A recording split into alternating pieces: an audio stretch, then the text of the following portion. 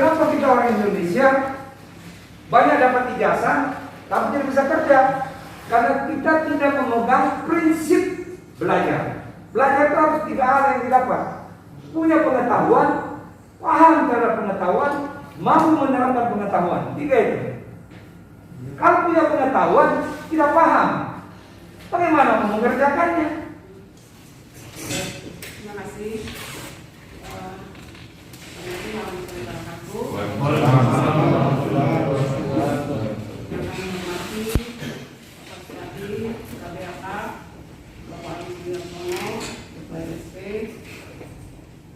Terima kasih kepada Bapak Ibu peserta TOT 609 yang berkenan hadir di hari Senin ini. Untuk mempersingkat waktu, saya kita berjalan, kami mohon kepada Bapak Kadiaka, Bapak Supadi memberikan arahan sekaligus membuka kegiatan TOT 609 ini. Terima kasih Bu. Bismillahirrahmanirrahim. Assalamualaikum warahmatullahi wabarakatuh. Waalaikumsalam warahmatullahi wabarakatuh. Selamat pagi, salam sejahtera bagi semuanya. Yang kami hormati Bapak Insinyur Sugiartono selaku pemateri Kors 69 sekaligus Ketua LSD. Yang kami hormati rekan-rekan sekalian, peserta yang terpilih pada kali ini TOT nomor 9 di lembaga diklat kita PU Makassar yang berbahagia. Pada pagi hari ini saya dapatkan laporan tadi terkait dengan kegiatan ini. Beberapa minggu sebelumnya kami sudah koordinasi, masih dengan kami koordinasi dengan Presiden di Jakarta. Atas nama Direktur PU Makassar menugaskan kami untuk membuka kegiatan ini sebagai bentuk apresiasi manajemen PU Makassar terhadap Bapak Ibu sekalian yang terpilih mengikuti diklat ini. Bapak sekalian saya hormati dan saya banggakan, kegiatan ini adalah kegiatan yang sebenarnya adalah kegiatan rutin yang biasa dilakukan sebagai bentuk pembinaan di Pusat Pengembangan SDM Perhubungan, dalam ini Pusat Pengembangan SDM Perhubungan di Jakarta. Dan menurutkan kegiatan ini kepada kita di UPT PU Makassar, khususnya di wilayah Jakarta Timur, sebagai bentuk pembinaan terhadap semua sivitas akademika yang berkecimpung di bidang pendidikan dan pelatihan di bidang pelayaran di lingkungan BPSDM, khususnya di pendidikan kepelautan. Bapak sekali yang telah baik itu mendaftar dan terpilih secara seleksi administratif, tentu saya atas nama manajemen mengucapkan selamat atas terpilihnya Bapak sekalian untuk mengikuti diklat ini. Diklat ini dilakukan seyogyanya 10 hari dengan kegiatan yang bisa dimaksimalkan menjadi 8 hari, sehingga kami berharap Bapak Ibu sekalian dalam kondisi sehat walafiat dan rekan-rekan tim pengajar, wabil khusus untuk Pak Agus, pengajar senior kita. Terima kasih Pak, masih bersedia dan terus mengabdikan dirinya di dunia pendidikan kepelautan untuk kita semuanya dalam rangka meningkatkan kompetensi di bidang pelayaran dan meningkatkan pelayanan khususnya di PU Makassar ini. Saya berharap nanti rekan-rekan panitia juga dapat memaksimalkan layanan ini dan koordinasi semaksimal mungkin agar kegiatan dapat bermanfaat dan memberikan kontribusi positif buat Bapak Ibu sekalian peserta, sehingga kedepannya dapat mengabdikan diri dan memaksimalkan apa-apa yang telah didapatkan dalam materi-materi dalam kegiatan selama 8 hari ke depan ini. Bapak Ibu sekalian saya hormati, rekan-rekan para peserta, kita masih dalam kondisi pandemi, mungkin menuju endemi ya. Kami tetap berharap agar tetap mengutamakan kesehatan di atas segala-galanya dan kita saling menjaga jika ada hal-hal yang menyambut kita sekalian. Dan peserta kali ini cukup majemuk, Ada saya membaca peserta, ada dari umum dan ada dari tenaga kita sendiri, dan rekan-rekan dari tim medis juga cukup banyak, sehingga memberikan kolaborasi yang cukup menarik dalam pelatihan-pelatihan ini yang akan memberikan pengayaan dan saling mengisi di antara kita.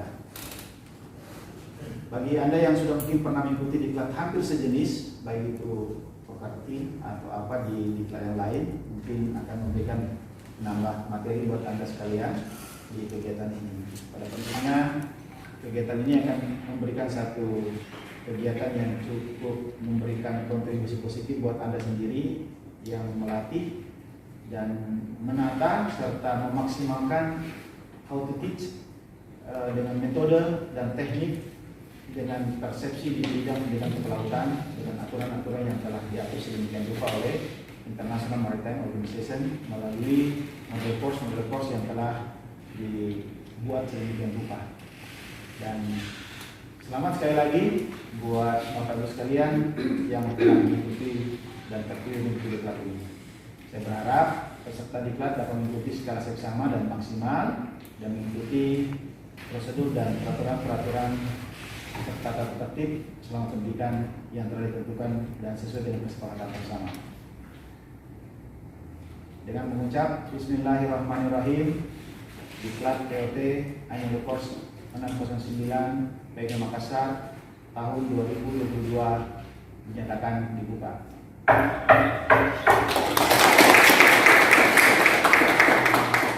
Semoga Allah SWT Tuhan semesta alam ridho kita semuanya. Terima kasih. Wabillahi taufiq wal hidayah. Wassalamualaikum warahmatullahi wabarakatuh. Selamat pagi. Baik, terima kasih. Ya, seseorang yang menjadi pelaut. Makanya dasarnya ini adalah di STCW 1978 dan perubahannya, bahasa Inggrisnya amendment. Jadi pertama kali STCW ditetapkan itu tahun 1978. Perubahannya itu banyak sekali. Nah, karena perubahannya banyak sekali, kita diminta untuk mempelajarinya setiap perkembangannya. Sayangnya semua materi ini dalam bahasa Inggris. Ya, saya memang punya, waktu saya di Pusbag punya edisi yang bahasa Indonesia yang sudah diterjemahkan, tapi karena saya belum mereview secara tuntas, saya tidak berani berikan kepada Anda. Tapi nanti pelan-pelan dari STCW saya perkenalkan supaya Anda mengerti, ya. Nah, jadi pelatihan ini adalah untuk menjadi instruktur pada penyelenggaraan diklat kepelautan, ya, baik yang pendidikan formal maupun non formal. Yang formal itu yang diploma 1, 2, 3, 4. Yang informal itu karena diklat peningkatan kompetensi kepelautan, seperti diklat peningkatan yang rating sampai 1, kemudian diklat keterampilan pelaut. Kenapa harus ada pelatihan instruktur ini? Karena seseorang yang menjadi pelaut itu dia melaksanakan pekerjaan yang berhubungan dengan keselamatan pelayaran dan pencegahan pencemaran. Itu persoalannya begitu. Sama dengan orang yang sekolah perawat, dia punya kompetensi untuk menjadi perawat, jadi sekolahnya memang harus khusus. Ya, nah pelaut itu sekolahnya untuk bekerja pada pekerjaan yang harus mengutamakan keselamatan dan pencegahan polusi. Dan dia bekerja pada tempat di atas air. Saya ulangi lagi, pelaut itu bekerja di atas air. Tidak semua orang punya kemampuan untuk bekerja di atas air. Orang yang bekerja di udara apa itu? Pilot, pramugara, ya. Itu semua orang bekerja di udara, dalam pesawat. Tidak semua orang memenuhi syarat. So itu memang harus belajar untuk mendapat pengetahuan, kemudian paham, baru bisa menerapkan. 3 yang kita mau capai. Sekali lagi, kita belajar ini ada 3 tingkat kemampuan yang harus kita capai. Ya, 3 tingkat kemampuan. Pertama, kita harus dapat pengetahuannya. Yang kedua, kita harus paham. Jadi kalau kita sudah dapat pengetahuan, artinya kita tahu, oh, kalau orang mau sekolah pelaut itu ada standar kompetensinya, itu namanya sudah punya pengetahuannya. Sudah? Terus kita paham tidak? Contoh misalnya program diploma 4 yang diselenggarakan di PIP Makassar, ya. Diploma 4 itu dilaksanakan menggunakan berbagai macam undang-undang. Jadi satu, kita menggunakan undang-undang pendidikan secara umum. Yang kedua, kita mengikuti undang-undang pendidikan tinggi. Ya, nanti saya jelaskan. Supaya Anda tahu baru kita masuk ke pintunya, ya. Oke. Baik. Kan sebenarnya ini pendidikan dan pelatihan pengembangan SDM pada pendidikan vokasi dan profesional. Jadi ini diklat sebenarnya. Ya, kalau kita SMP, SMA, oke, sama perguruan tinggi. Perguruan tinggi itu terbagi dari akademi, politeknik, universitas, sekolah tinggi, institut. Itu lembaga, ya. Kemudian jenjang pendidikan tinggi yang tadi, pendidikan dasar, menengah, ya, SD sama SMA, SMK itu menengah, ya. Kemudian pendidikan vokasi. Kita ini yang vokasi itu akademi dan politeknik. Kemudian ada lagi satu itu namanya masuk di sini itu adalah pendidikan kejuruan. Itu yang SMK. Jadi kejuruan.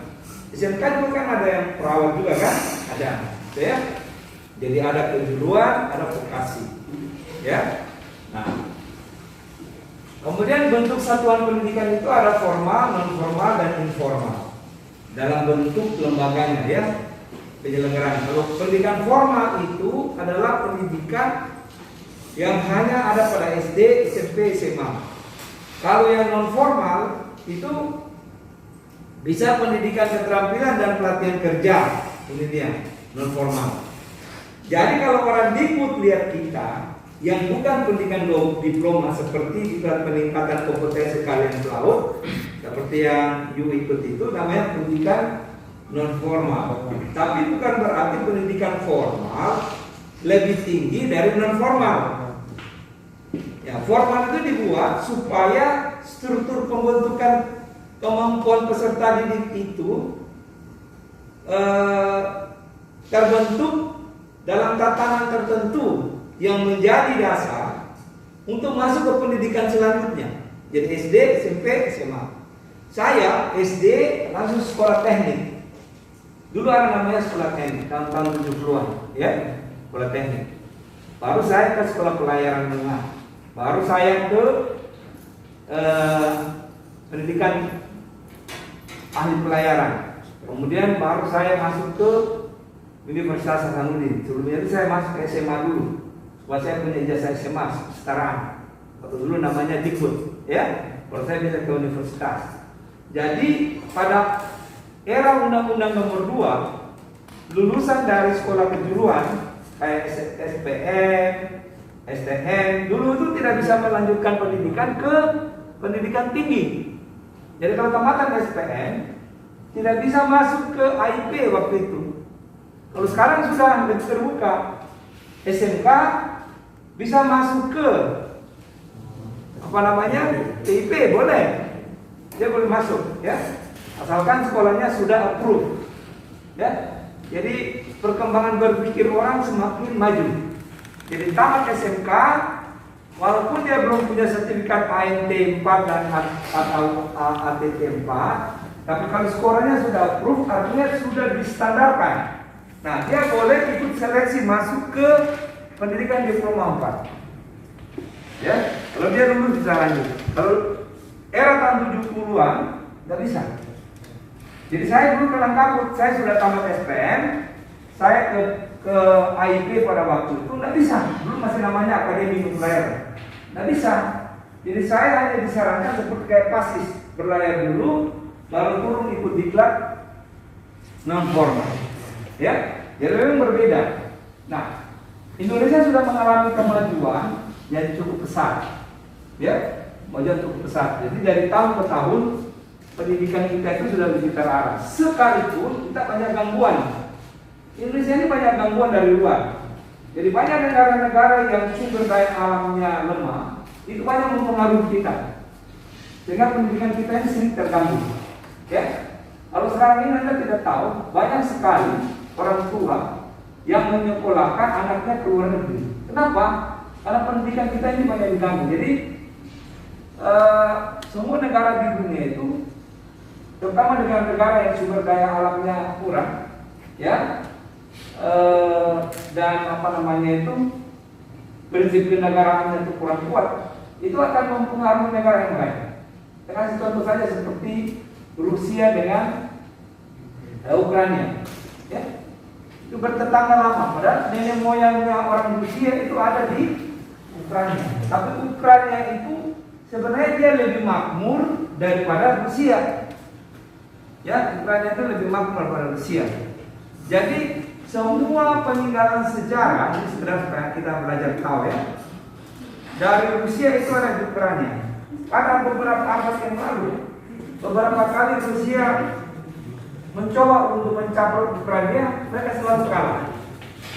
Ya, karena rakyat di Ukraina itu memang petani, banyak petani. Mereka punya banyak punya petani gandum. Ya, mereka punya gandum, kemudian mereka pelajari budaya mereka itu. Mereka itu bukan bangsa yang suka perang. Dia tidak suka perang. Makanya kita lihat angkatan bersenjata Ukraina itu kurang terlalu kuat karena dia tidak mau perang. Dia mau hidup damai.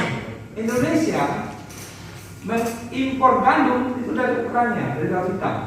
Ya, dari roti-roti kita itu tepungnya itu dibuat gandum dari sana. Tidak semuanya dari Australia. Karena Australia dengan kita, ya. Tuh. Hampir sebagian negara di Eropa itu gandumnya itu dari Ukraina. Termasuk di daerah-daerah Timur Tengah itu suplai gandumnya itu kebanyakan dari Ukraina. Makanya bantuan makanan itu agak terganggu. Ya, kemudian mengambil dari sana. Kita lanjut. Jadi kita perlu mengetahui bentuk jenjang jalur jenis pendidikan itu karena nanti kita setelah menyelesaikan training for instructor ini yang model course-nya itu disebut 609, ya. Kita akan jadi apa? Kita akan jadi instruktur. Ya, instruktur. Nah, nanti sebentar atau besok saya akan jelaskan instruktur itu mendapat posisi di mana dari sisi pandang undang-undang nasional. Kalau kita lihat di sini, di banyaknya undang-undang, ya, dari undang-undang pendidikan, sisi pendidikan nasional, undang-undang pendidikan tinggi, itu sudah pendidikan tinggi. Lalu undang tenaga kerjaan juga masuk di sini. Lalu undang-undang pelayaran itu untuk profesi, ya. Kemudian ini bicara tentang kualifikasi SDM di atas kapal. Nah, seseorang yang menjadi instruktur dengan sertifikasi 609, pekerjaannya bukan cuma di lembaga diklat, dia juga bisa kerja di shipping company. Dia juga bekerja di kapal sebagai training officer. Di shipping company juga sebagai training officer. Kita di Indonesia ini agak terlambat, ya. Jadi Kementerian Perhubungan kita melalui Direktorat Jenderal Perhubungan Laut, mereka kurang mendrill instruktur yang ada di perusahaan pelayaran. Mereka kurang mendrill harusnya instruktur yang di atas kapal. Kalau di luar negeri merata, sistemnya sudah bagus, ya. Nah, kenapa? Karena kompetensi pelaut bukan hanya di atas kapal. Kompetensi pelaut harus dipelihara ketika dia di perusahaan pelayaran. Kemudian di perusahaan pelayaran sebelum dia join ship, bergabung di kapal untuk bekerja, kompetensinya harus di-refresh dulu di maritime training centernya perusahaan pelayaran. Baru dari situ dia dinaikkan ke kapal. Apa yang akan dikerjakan di atas kapal di-refreshing dulu di perusahaan pelayaran. Nah, yang melatih mereka itu adalah instruktur. Instruktur yang paham STCW karena standar kemampuan kerja pelaut itu ada di dalam STCW, ya, ada di dalam situ. Semua yang jabatan di atas kapal yang mandatori untuk dek dan mesin itu diatur dalam STCW, ya. Kayak perawat itu diatur oleh WHO, ada standarnya, diadopsi oleh tiap negara. Standar pendidikan secara umum diatur oleh Badan PB di mana? di UNESCO. Lalu diambil 10 negara lalu disusun. Ya. Nah, kita lihat di sini. Untuk pelaut itu ada di pendidikan formal, ini ada pendidikan formal. Ini namanya diklat awal itu di sini. Diklat awal itu diklat yang baru calon pelaut. Kita ini disebut diklat awal. Yang diploma 4. Yang diklat peningkatan kompetensi itu dinamakan diklat peningkatan kompetensi. Ya, ini pendidikan non formal, ini pendidikan formal. Ya, ini diploma 4 nautika teknika dan tata laksana pesawat dan pelabuhanan. Diklatnya selesai, baru disertifikasi. Ya, disertifikasi. Untuk pelaksanaan diklat, ya, dia harus memenuhi standar internasional. Standar internasional ini berasal dari STCW dan perubahannya. Itu dia harus ada standar. Ada standar nasional, ada standar nasional dikti. Standar nasional ini berlaku untuk pendidikan dasar, menengah, dan tinggi. Lalu standar nasional dikti hanya untuk pendidikan tinggi, yaitu pendidikan sesudah SMA atau SMK. Kemudian ada SKKNI, ada standar khusus. Jadi yang harus kita ingat begini, suatu sekolah itu outputnya adalah SDM, outcome-nya adalah SDM itu punya kemampuan apa? Ya, lalu ingat itu. Kalau ada sekolah atau lembaga pendidikan, outputnya adalah SDM. Ya, outcome-nya atau kemampuannya apa atau hasilnya apa? Dia bisa kemampuan apa? Harus ingat begitu. Jadi kalau masuk sekolah di diploma 4, prodinya apa? Bidang keahliannya, ya, prodinya bidang keahlian. Prodinya nautika. Standar yang dipakai apa? Kalau yang nautika itu A21, saya tunjukkan, ya. Kalau teknika A31. Kompetensinya apa? Mampu menjabat sebagai muallim pada kapal lebih besar dari 3.000 gross ton untuk daerah pelayaran semua lautan. Itu yang AMP 3. Oke? Yang ATT 3 tamat memiliki sertifikat atau keahlian ahli teknika tingkat 3 untuk menjabat sebagai housekeeping engineer atau masinis jaga pada kapal lebih besar dari 3.000 kW untuk kapal pada pelayaran semua lautan. Ada standarnya. Nah, karena ada standar itulah makanya AIMO mendesain pelatihan training corps for instructor, karena spesifikasi kemampuan kerja ini berbeda-beda, terlalu banyak macam. Saking bingungnya Kemendikbud Riset dan Teknologi, makanya dibikin Merdeka Belajar sama kampus Merdeka. Jadi orang di luar negeri kayak Indonesia belum merdeka, padahal kita sudah merdeka dari dulu. Nah, kita pilih lagi kata-kata Merdeka Belajar sama kampus Merdeka. Sehingga orang luar negeri kira orang Indonesia dari dulu itu belajarnya tidak merdeka, padahal itu sudah merdeka. Padahal itu cuma mengatur supaya karena kita dijaga sama belajar 350 tahun, sehingga cara berpikir kita itu selalu takut, mau berbuat apa takut. Maka digunakan istilah itu supaya birokrat di pemerintahan itu tidak takut, ya, tidak takut. Ya, tidak kaku. Saya kasih contoh misalnya. Saya tamat SD. Setelah tamat SD saya masuk sekolah mesin teknik. Habis itu saya masuk sekolah pelayaran. Saya masuk di SPM, saya pilih waktu itu namanya jurusan, ya, nautika. Dulu saya sudah sekolah 1 minggu dari nautika, ketahuan saya orang teknik, dipindah lagi ke teknika.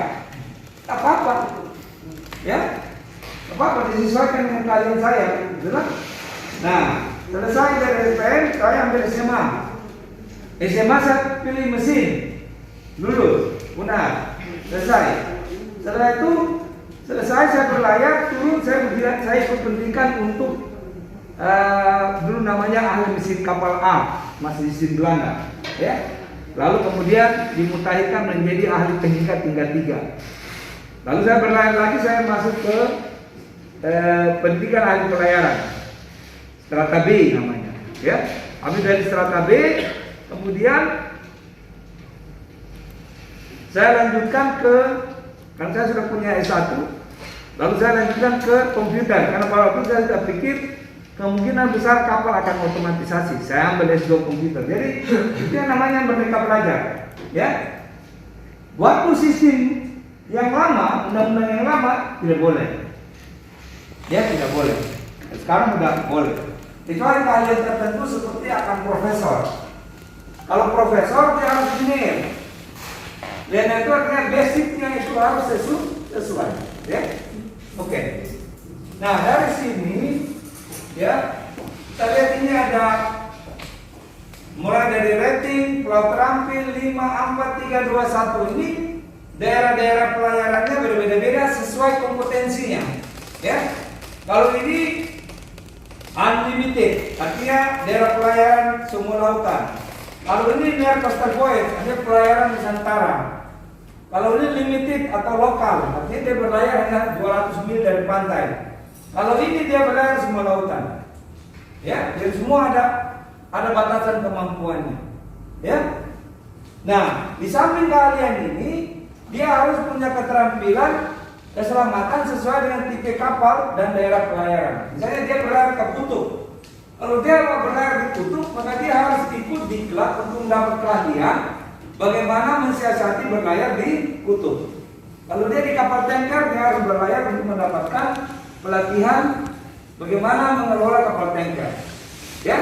Nah, untuk itu instruktur yang mengajar mereka yang di sini itu harus tahu standar-standar, tahu membuat rencana pembelajaran, ya, atau RPS atau silabus, tahu membuat bahan ajar, ya, buku ajar dan macam-macam, ya. Kenapa? Karena untuk belajar supaya bisa mencapai kompetensi harus ada sumber-sumber yang teratur supaya peserta didik bisa mengakses materinya, ya, itu. Makanya kita ketemu untuk itu. Nah, dari sini kita lihat, ini lebih detail lagi, ini lebih detail, ya. Saya lihat yang satu lagi ya supaya lebih. Ya, ini masih nautika dan teknika ya. Ada satu yang saya sudah desain untuk KLKO ya ini dia. Harusnya ini dulu. Ya.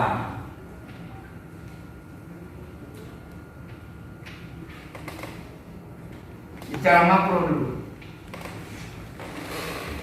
Jadi kalau dia ikut pendidikan untuk diploma 4, maka dia semester 1, 2, 3, 4 di kampus, lalu dia di kapal, dia di berlayar semester 5 dan 6. Atau dia melaksanakan praktek kepelabuhanan dan angkutan laut, itu yang ini, yang KLK, ya. Jadi yang dua ini menggunakan STCW, dia di chapter 2, chapter 3, ya. Tapi ingat diploma 4 kita itu dia mendapat ilmu pengetahuan itu ANT 2, ANT 3 dan ANT 2. Sertifikasinya ANT 3. Yang teknikal mendapat ilmu ATT 3 dan ATT 2. Yang disertifikasi ATT 3 dulu. Artinya yang baru disertifikat kalian ATT 3. ATT 2-nya belum. Ya. Jadi harus dipahami benar-benar. Jabatan di atas kapal sudah jelas. Sekolah pelayaran itu jabatannya sudah jelas. Sekolah yang paling jelas jabatannya itu adalah sekolah pelayaran. Jadi dia tamat di atas kapal, jabatannya apa sudah jelas, ya. Nah, selain dari sekolah pelayaran, dia jabatannya itu adalah okupasi. Okupasi itu berdasarkan apa? Misalnya dia sekolah tukang las, ya berarti dia pekerjaannya jabatannya adalah tukang las, ya. Kalau dia kerjanya khusus untuk bongkar muat pelabuhan, dia tamat kerjanya jabatannya bongkar muat, ya. Itu yang sertifikasi. Jadi sekolah yang ini karena syarat dengan standar, kalau Anda baca ke satu ini semua sudah ada standarnya. Tidak bisa lari dari sini, ya. Tidak boleh sekolah dari situ, semua sudah terstandar.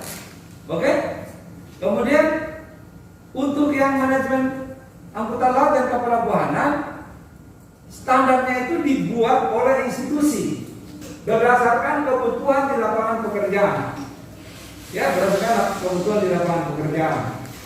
Nah, kemudian bagaimana mensertifikasi? Disertifikasi itu berdasarkan okupasi. Okupasi itu artinya berdasarkan pekerjaan apa di lapangan yang dibutuhkan. Nah, sementara ini taruna kita, sertifikasi yang sudah dilaksanakan itu adalah untuk pekerjaan pelaksanaan pengurusan angkutan laut, ekspor impor, ya, freight forwarder, dan inilah tentara siapkan lagi sekarang ini di LSP itu adalah ini ekspor impor ekspor, freight forwarder, freight export atau freight forwarder, dan procurement assistant manager. Jadi dia dapat sertifikat kompetensi juga seperti prodi nautika dan teknika, tetapi pengakuannya dia adalah nasional. Ya, baru nasional ini yang KLK. Ya, itu. Nah, nanti di dalam proses belajar ada banyak sekali yang akan dikerjakan. Misalnya dia belajar di simulator, lab, computer based training, workshop dan sebagainya ya. Ya.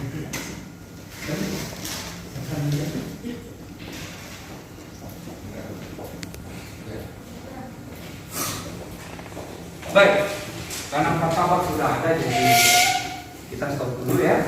Nanti kita lanjutkan ya. Oke. Ini secara umum saja ya.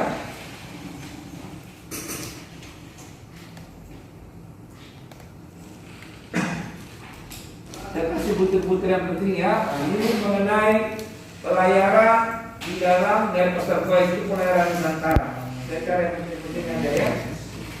Ini saya jelaskan lagi baru kita masuk ke jalur ya. Ya, ini saya di sini. Regulation itu artinya aturan. Ya. 16 ini jadi STCW ini kita di konvensi ya, STCW. 16 itu mengatur tentang pelatihan dan penilaian. Di sini dia atur, ada konvensinya, ada code. Code itu koda, standar. Ya. Konvensi sama code. Nah, jadi diatur di sini, diatur regulation sini, ini code-nya namanya section A16. Di sini diatur pelatihan dan penilaian pelaut dipersyaratkan di dalam konvensi harus diadministrasikan, harus disupervisi dan harus dimonitor sesuai yang standar dicantumkan di sini. Jadi artinya begini, orang yang sekolah di sekolah pelayaran dia ikut seleksi, namanya harus ditata, diseleksi. Seleksi termasuk apa? Kemampuan akademis, kemudian persyaratan pendidikan sebelumnya, kesehatan pelaut, ya. Kemudian dia harus disupervisi, harus didampingi. Kalau tidak didampingi, tidak memenuhi standar. Nah, kadang-kadang kita orang Indonesia itu merasa untuk apa didampingi? Persoalannya, artinya begini.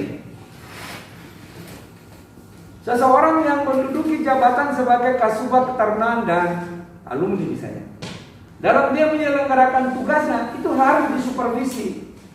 Siapa yang harus supervisi dia? Atasannya sama dari penjaminan mutu. Kalau tidak, dia tidak bisa jalan di koridornya. Seseorang yang bertugas untuk menyelesaikan kesehatan itu harus ada yang mensupervisi, harus ada mendampingi. Selain dia punya keahlian medis oleh dokter, tapi untuk pencapaian manajemen mutu itu seorang unit penjaminan mutu harus turun lihat manajemennya benar atau tidak. Ini merubah budaya kerja ini yang agak susah. Ya agak susah. Jadi saya begini, saya turun mengawasi kalau di Polimari sudah jalan. Ya, saya sudah latih, mereka sudah terbiasa, ya, sudah mulai jalan. Ada kegiatan saya turun, saya awasi ini harus begini, harus begini, harus begini, harus begini.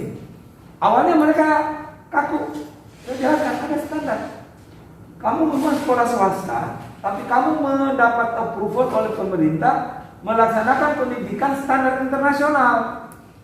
Jadi kalau misalnya ada BST jalan, itu unit apa namanya itu, sistem penjaminan mutu itu harus turun lihat. Dia pegang selang benar enggak, apinya sudah benar besar atau tidak, jarak semprotan sudah benar atau tidak, instruktur memberikan arahan sudah benar atau tidak. Itu yang dimaksud dengan ini supervisi. Itu supervisi di internal. Ada supervisi yang dari luar, yaitu dari Direktorat Jenderal Perhubungan Laut. Ya. Supervisi ini juga dari Direktorat Jenderal Perhubungan Laut, dari Dikapol. Dari Dikapol, dia misalnya tiba-tiba datang dari Pusbang juga, dia datang langsung dia ke bagian JAK, dia cek bagaimana proses penerbitan sertifikat. Nah, untuk kita orang Indonesia kadang-kadang kita merasa untuk apa kau datang capek-capek, kita kan sudah bisa kerja, pulang mau kau di Jakarta. Dia datang di bagian loket, dia diam-diam baru dia lihat bagaimana sudah benar atau tidak atau tidak. Harusnya seperti itu. Jadi karena kita orang Indonesia kadang-kadang merasa untuk apa sih? Ya. Atau diatur begini, dia datang secara periodik. Sudah pasti dia mau datang dikirim surat juga. Orang sudah siap-siap semua. Padahal sebenarnya dengan supervisi itu bukan harus datang kasih tahu dulu, tidak. Dia setiap saat bisa datang untuk ngecek supaya mutu dari pekerjaan itu terjamin. Ya, seperti itu. Ini dia. Kemudian monitor. Monitor ini bukan dipantau begitu, maksudnya dikendalikan. Dikendalikan. Satu contoh begini. Satu saat saya di kampus utama, ada datang dari perusahaan pelayaran yang kebetulan saya pernah bertugas di sini di PIP ya, tahun 2007. Dulu sudah kerjasama dengan dia. Dia lapor, Pak, saya punya awak kapal yang mau naik kapal itu, mereka punya sertifikat sudah terbit belum terbit 3 minggu. Terus kalau saya datang dikiranya saya calo. Jadi, kebetulan ada Pak Supari, saya suruh ke Pak Supari supaya ada kerjasama. Jadi, yang bagian divisi pengembangan usaha itu dia harus sekali-sekali ada yang ke sana itu memantau dari perusahaan mana, apakah ada dari perusahaan kah atau sendirian atau tidak. Jadi, customer itu dilayani. Ya, kalau dari perusahaan sudah tahu identitasnya apa. Ada surat pengantar, berarti dia grup. Kalau dia grup, layanannya begini, ya, seperti itu harus diatur. Kalau perorangan diisi di dalam formulirnya, Anda rencana naik kapal kapan. Jadi customer itu dilayani sedemikian rupa. Tangkap ya? Orang itu sudah tahu, ya, sudah tahu apa namanya, bahwa nanti sekian hari, sehingga dia punya waktu itu dia bisa atur. Sekian hari baru saya datang, saya kerjakan ini dulu. Jadi produktivitas seseorang itu meningkat. Bisa jelas ya? Saya contohkan. Itu bagian dari standar. Ini bagian dari standar. Lihat berikut. Tanggung jawab untuk pelatihan dan penilaian kompetensi pelaut sebagaimana dipersyaratkan ke konvensi itu harus betul-betul mengacu kepada standar yang ada di sini. Jadi mutunya harus mengacu ke sini untuk tipe dan level dari pelatihan atau assessment itu sendiri. Nanti sebenarnya saya kasih standarnya. Saya kasih contoh begini. Anak saya dia dapat beasiswa kuliah di Melbourne University.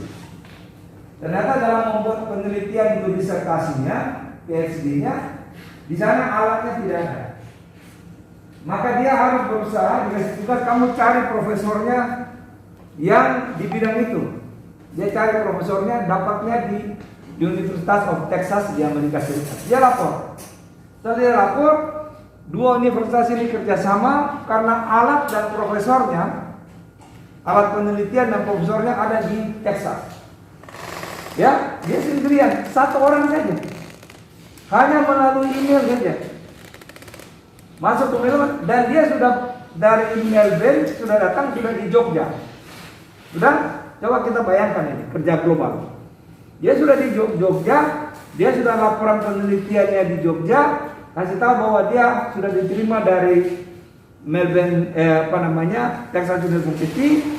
Profesornya ada, bayangkan, profesornya ada di Amerika, dianya ada di Melbourne. Oke? Universitas, jadi profesornya ada di Inggris, universitas yang mau dikunjungi ada di Amerika Serikat. Tempatnya dia kuliah ada di Melbourne. Sudah? Dia mengatur supaya komunikasi dengan universitas di Texas, supaya kerjasama dengan Universitas Melbourne.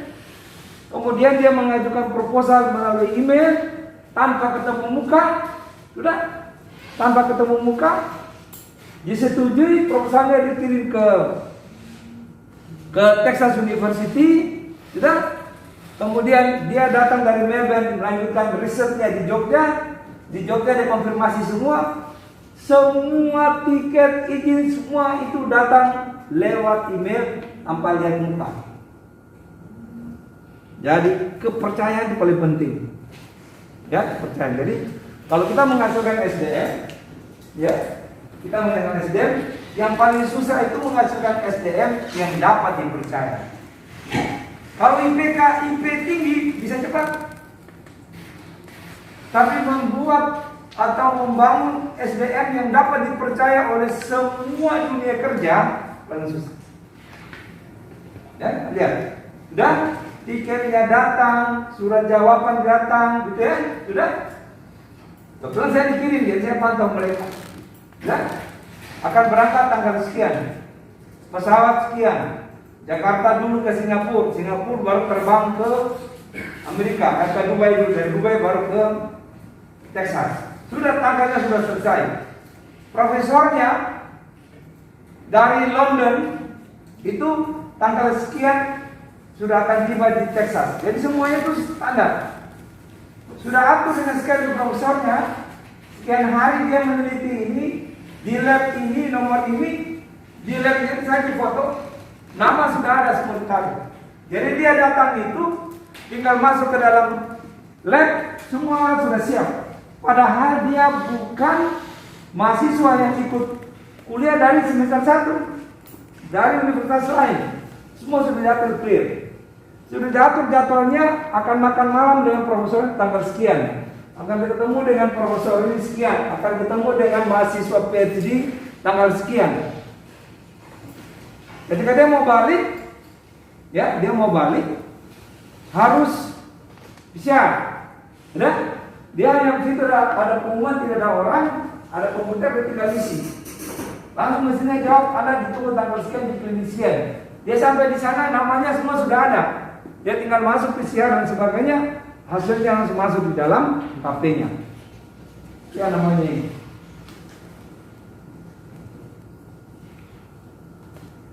Memantau, mengendalikan, mengadministrasikan. Kita itu bergerak ke sana. Ya, kita bergerak ke sana. Dan saya perhatikan kita sudah mulai ke sana. Memang harus dipacu dari bagian kerja terkoordinatif. Ya, kerja terkoordinatif. Dan membangun SDM yang seperti itulah yang disarankan di dalam dunia global. Sudah? Nah, bukan cuma itu. Terus dia masih di Amerika Serikat, masih ada di Texas University ya, masih di sana ya. North Texas University ya. Itu schedule-nya untuk dia melanjutkan penelitiannya di Swiss itu sudah keluar. Tanggal sekian kamu berangkat dari Indonesia, tanggal sekian kamu harus membuat visa, itu semua sudah ada terrecord. Dan SDM yang kayak begini yang bisa kerja seperti itu yang kita bangun. Baru kita bisa mengakselerate, mempercepat kerja Indonesia sehingga memperkuat tatanan ekonomi negara kesatuan Indonesia sehingga kita tuh mempunyai kemampuan yang sama dengan negara-negara yang lain di dunia, khususnya di bidang layanan.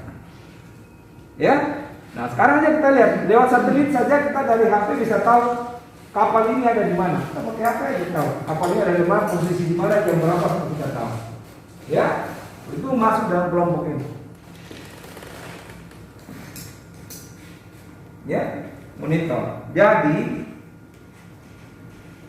cara kita menginterpretasi semua kalimat dan memaknai dia dan menindaklanjuti dia dalam satu pekerjaan itu yang harus kita kelola. Dia harus kita kelola.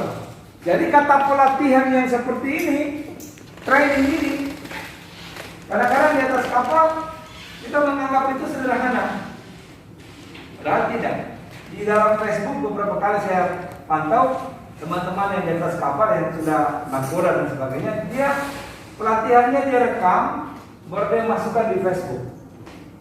Jadi kita bisa lihat drill apa saja yang dia lakukan di atas kapal. Nah, saya kebetulan merekam sampai dengan sekarang ini kurang lebih ada sekitar hampir 700 taruna yang melaksanakan perangai di atas kapal, praktek laut di kapal, khususnya polimarin. Ya, nah yang menjadikan saya ini adalah penanganan taruna di atas kapal dalam hal untuk training onboard training ini itu diabaikan. Jadi chief engineer itu menganggap training record book itu dikerjakan oleh kadet tanpa ini. Tidak supervisi, dilepas saja begitu. Padahal selama 12 bulan di atas kapal, pralay praktek laut, itu chief engineer harus mendampingi, tidak boleh lepas, menugaskan satu perwira yang lain mendampingi dia. Chief engineer itu memonitor, kapten itu monitor tiap minggu progresnya sampai di mana. Ada yang mencek pertanyaan itu sudah dikerjakan belum, pekerjaan sudah dikerjakan atau belum, kemudian ada yang menilai. Itu dokumen yang sama, buku prala yang sama, dipakai di negara maritim yang lain, itu dikerjakan dengan benar-benar, maka pelaut mereka unggul, laut kita banyak berlubang. Maka keluarlah dalam majalah internasional, dalam hal jumlah pelaut yang terbanyak di Indonesia itu rating yang dikenal, perwiranya diambil oleh China. Karena kita memang tidak sungguh-sungguh membina SDM. Nah ini yang harus kita rubah paradigmanya. Makanya ada perusahaan pelayaran yang kebetulan ownernya kenal dengan saya, telepon sama saya gini, bagus, itu PIP Makassar banyak menghasilkan pelaut, tapi di atas kapal mereka tidak bisa kerja. Dia diam aja. Terus saya tanya sama dia, Pak, membina SDM pelaut itu berbeda dengan mendidik orang di universitas. Di pelaut itu sudah dibagi tanggung jawabnya. Waktu di kampus itu urusannya dosen, instruktur. Begitu dia sudah naik ke kapal untuk mendampingi seorang kader di atas kapal sampai bisa kerja dari hal-hal yang kecil-kecil, itu tugasnya perusahaan pelayaran. Dan konvensi sudah mengatur. Nanti kalau ada waktu sebentar saya kasih tunjuk. Itu Bapak kerjakan tidak? Kalau Bapak kerjakan, tunjukkan saya buktinya mana. Tapi saya berkeyakinan dari rekod saya di laptop, perusahaan pelayaran Indonesia yang betul-betul menerapkan konvensi ini tidak lebih dari 1%. Yang lain itu membiarkan kadet seperti kayak orang liar ya, bahasa saya begitu, liar aja begitu. Pokoknya sudah, kalau nanti mau angkat-angkat barang, baru panggil kadet. Dia tidak dibimbing, tidak diarahkan, tidak dituntun fungsi, kerjain dan sebagainya. Jadi saya bilang kalau Bapak bilang lulusan PIP Makassar tidak bisa kerja, Bapak yang ciptakan juga. Kalau kami sudah kasih ilmunya, karena kompetensi kerja atau kemampuan kerja itu bukan dari kampusnya sudah kerja. Waktu dia di atas kapal 12 bulan dia mengerjakan kader record book, baru disitulah dia belajar kerja. Kalau di kampus itu dia hanya belajar untuk mendapatkan pengetahuan dan pemahaman. Nah, kita lihat. Ini yang banyak yang tidak mengerti. Jadi kenapa kita orang Indonesia banyak dapat ijazah tapi tidak bisa kerja? Karena kita tidak memegang prinsip belajar. Belajar itu harus 3 hal yang didapat: punya pengetahuan, paham terhadap pengetahuan, mampu menerapkan pengetahuan. 3 itu. Kalau punya pengetahuan tidak paham, bagaimana mengerjakannya? Ya. Nah, lebih banyak orang yang paham tanpa teori, artinya tidak lengkap. Dia tidak punya teori lengkap, dia tidak bisa paham lengkap. Kita lihat ya. adalah standar kompetensi untuk perwira dinas jaga navigasi pada kapal 500 gross ton net atau lebih. Jadi ANT 3 baru tamat ANT 3 di Pulau 4 baru tamat ANT 3 ya, baru tamat ANT 3. Kemudian kemampuan apa yang harus dia punyai selama berpelajaran, bagaimana ukuran dari level pengetahuan dan pemahaman dan kecakapan kerjanya itu dibuat dan kita menggunakannya. Nah, kita lihat contoh di sini. Ini diatur. Misalnya dia punya kemampuan untuk merencanakan, memimpin pelayaran dan menentukan posisi kapal. Ini. Ya. Nah, di kolom 2 ini sudah diatur pengetahuan, pemahaman dan kecakapan. Di bidang apa? Nah, ini di bidang ilmu pelayaran astronomi. Ilmu pelayaran astronomi, celestial navigation. Ya. Kemudian kemampuan apa yang harus dipunyai? Itu kemampuannya menggunakan benda-benda angkasa untuk menentukan posisi kapal, menggunakan matahari, bintang, ya, untuk memilih kapal. Nah, apa saja spesifikasi dalam belajarnya? Nah, spesifikasi dalam pembelajaran itu ini dia harus menguasai pengetahuan, dia harus paham, dan dia harus cakap mengerjakannya. Ya, nah ini nanti ada kaitannya ketika Anda nanti masuk di sesi yang menyusun bahan ajar, membuat pertanyaan soal. Itu kata kerja yang dipakai seperti apa? Harus Anda belajar di situ ya. Nah, kemudian di sini adalah di kolom 3 ini metode untuk bagaimana dia mendemonstrasikan kemampuan kerja. Jadi kalau dia misalnya menentukan posisi kapal, dia harus tahu memilih peta yang sesuai dengan daerah pelayaran. Dia taruh, kemudian dia harus bisa mengamati benda-benda baringan. Sudah? Kemudian dia harus bisa membuat garis haluan, keterampilan. Dari benda-benda baringan tadi dia ukur, dia menentukan posisi kapal di situ. Oke? Nah, benda baringan itu dia harus bisa olah, ya satu di sini, satu di sini, satu di sini. Itu yang namanya pemahaman. Oh, sebelah lambung kapal saya ke kanan, pulau itu. Sebelah kiri ini. Depan ada satu. Oh, 3 benda baringan, oke. Kapal ada di sini, garis haluan sekian. Tahu maksudnya? Kalau dia punya pengetahuan, dia tidak punya pemahaman, bisa jadi pengambilan keputusan dia menentukan posisi kapal tidak pas. Mungkin tidak di garis haluan yang sebenarnya, terjadi deviasi, ya. Nah ini yang sering di dalam pembelajaran terkadang karena waktu terbatas, bahan ajar kita kurang cukup baik, kita hanya mengejar selesainya materi, tapi pemahaman tidak ada, pengetahuan dikasih saja. Kemudian peserta didik begitu selesai belajar, dia pikir yang namanya belajar itu hanya belajar di kelas, padahal tidak. Yang namanya belajar itu di kelas itu adalah pembelajaran terstruktur namanya.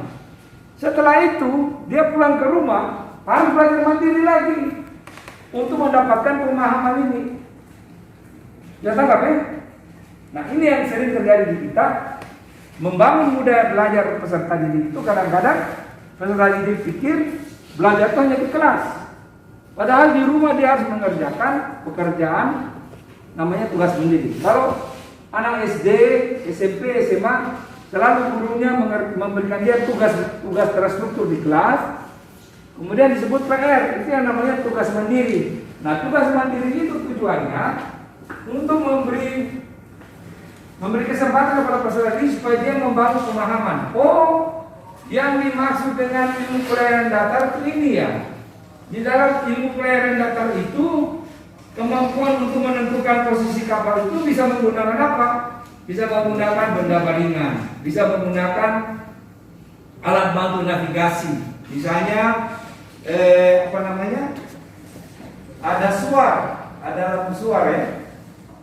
Menggunakan lampu suar di laut, atau bisa menggunakan bui. Bui itu apa namanya itu? Kalau yang umum mungkin yang ngerti. Bui itu adalah satu benda yang ditaruh di laut, gitu ya, dikasih jangkar supaya kalau kapal mau ikat tali juga bisa di situ, ya, gitu ya. Kemudian bisa juga menggunakan pasang surut air, arus, estimasi kecepatan kapal. Jadi kalau dia mau menentukan posisi kapal dari ilmu pelayaran datar, pengetahuannya sudah diajarkan yang mengajar ilmu pelayaran datar. Nah, kalau di P3K dia sudah diajar. Saya kalau ujian komprehensif Taruna itu biasa saya dapat ujian komprehensif di fungsi 4. Saya sering tanya itu mengenai kalau kau lagi makan di ruang makan sore, tiba-tiba kau punya teman, tangannya bintik-bintik, dia berkeringat, terus dia pusing. Apa yang kau lakukan? Karena medical first aid itu memang personal. Apa yang kau buat? Dia bingung dia, karena dia dia pikir medical first aid setelah dapat sertifikat medical first aid selesai. Bukan. Belajar medical first aid itu supaya dia punya kompetensi kerja sebagai perwira. Kalau seseorang lulusan S1 bahasa Inggris, nggak perlu medical first aid. Masalahnya Anda kerja di atas kapal itu di atas air. Ya, cuaca selalu berubah, kemungkinan terjadi bahaya itu selalu ada. Dan tidak semua orang fisiknya itu kuat, gitu ya. Jadi kalau ada yang mengalami kecelakaan, Anda harus bisa memberikan pertolongan pertama.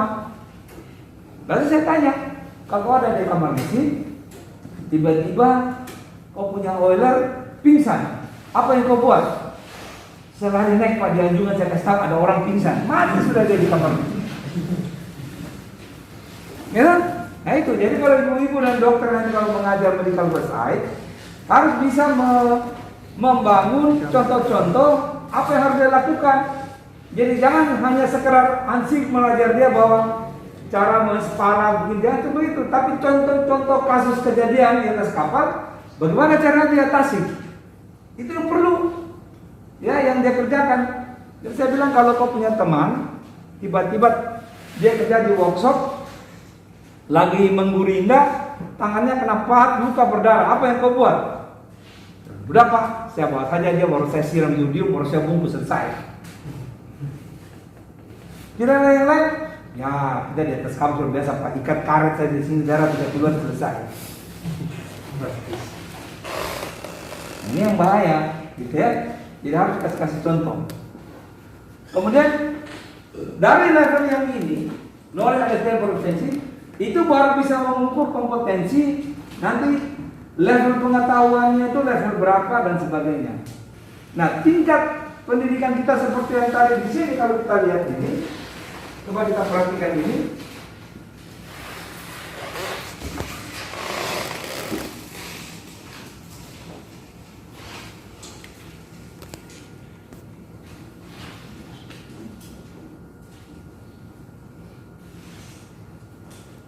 Kita lihat sini ya.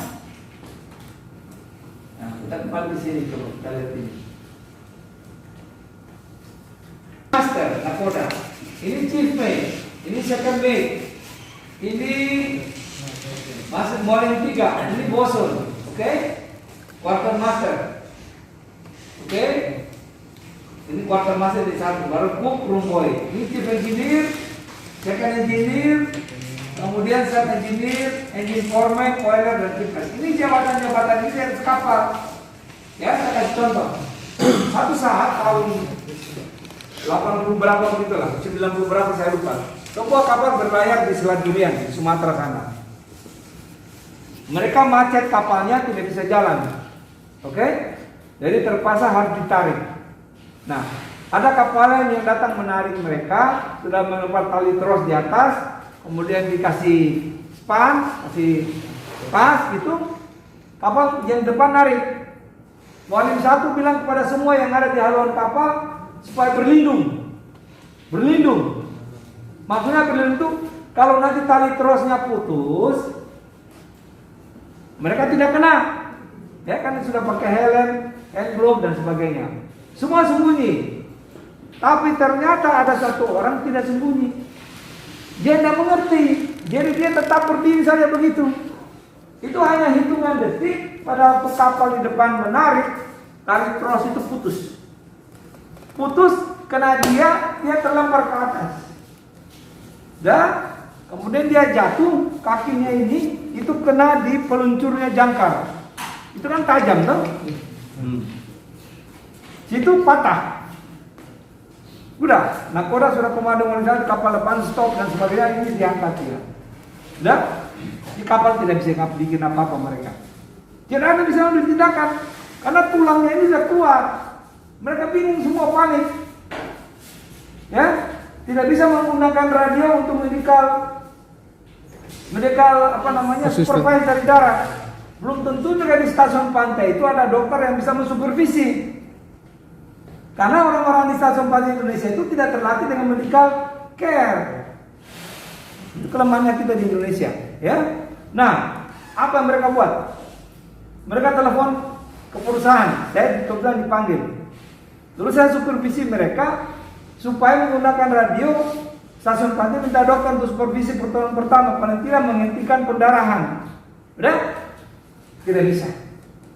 Ternyata KPLP juga tidak siap. Oke? Udah. Mereka turunkan skoci. Karena dia dekat dengan daratan dari Sumatera. Ini pasien dikasih turun. Dah? Pokoknya mereka bagaimana caranya lah supaya darahnya berhenti, bawa dia ke darat. Dalam perjalanan kira-kira sekian mil dari darat, dia meninggalkan kehabisan darah. Itulah sertifikat punya, tapi tidak bisa bikin apa-apa. Oleh sebab itu, di dalam konsep kita, di standar-standar yang ada di sini, ini semua menetapkan 3 tadi. Punya pengetahuan, punya pemahaman, harus punya kecakapan kerja. Ya, kecakapan kerja, menggunakan alat, menggunakan teknologi, dan terampil mengerjakan. Ya, oke, kita terus. Paham tentang konvensi STCW dan code-nya. Ya, yang tadi 33 itu konvensi, yang 34 itu adalah code. Code itu adalah standar. Ya, code itu adalah standar. Code itu cara tulisnya begini. Jadi yang mau kita capai dari belajar kita hari ini, ya sampai besok itu ada nanti cuma jelaskan lagi. Itu STCW Convention dan Code, kemudian memahami persyaratan yang ditaruh di dalam persyaratan yang dipersyaratkan di dalam kompetensi. Pendidikan kompetensi itu persyaratannya harus apa? Ya, harus apa? Jadi kita lihat. Saya kirim satu lagi kita pesan ya. Kemudian saya kasih ya. Atau Anda kirim ke